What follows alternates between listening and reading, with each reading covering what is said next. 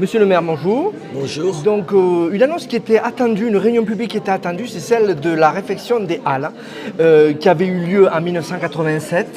Vous l'avez dit, pas trop bien faite, selon vous.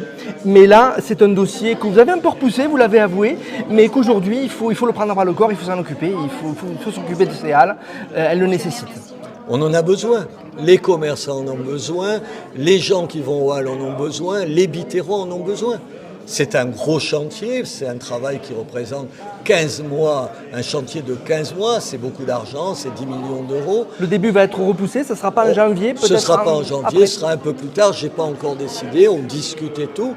Je pense que ça va être compliqué pendant une quinzaine de mois ou une douzaine de mois. Là encore, on ne sait pas exactement la durée des travaux, on essaye de les rétrécir et tout. Mais je pense qu'on aura après de vraies halles qui attireront du monde et qui seront une bonne affaire pour tout le monde, pour les commerçants des halles qui, après avoir un peu souffert, vont retrouver un outil de travail formidable. Et ça va être un lieu attractif où les gens vont avoir envie d'aller. Pardon, aujourd'hui, l'hiver, il fait un froid de canard dans les halles. L'été, on dirait qu'on est dans un hammam, c'est à peu près ça. Donc on va changer tout ça. Mais tout ça, ça demande du temps, de l'argent, et on va le faire, on va s'y mettre.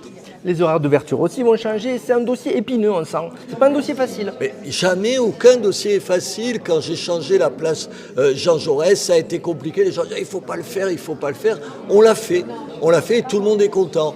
Vous verrez que quand on ouvrira les nouvelles halles, tout le monde dira qu'est-ce que c'est beau et tout le monde sera content. Le choix de Biltoki, ça a été votre choix à vous? C'est pas encore un choix définitif. Je leur ai pas encore notifié le marché, donc il faut attendre avant de parler Biltoki. Je n'ai pas à vous en parler là encore. On est dans la salle du conseil municipal et moi, je suis conseiller municipal, je découvre ce projet qui apparemment a été pensé, donc qui nous était présenté au départ comme un projet à 8 millions d'euros, qui est passé à 10 millions d'euros. Il vous a été présenté une première fois? Il a été évoqué effectivement en tant que projet à 8 millions d'euros, mais sans aucune idée du projet qui était présenté ce soir.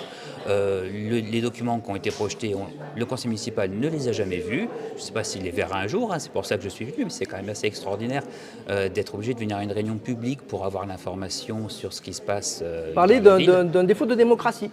Très clairement, ce n'est pas une façon de travailler. Moi, je pense qu'en plus, sur les halles, tout le monde est d'accord, il faut les refaire, on est bien d'accord. Mais alors pourquoi travailler en solitaire? Pourquoi s'isoler comme ça du reste du conseil municipal?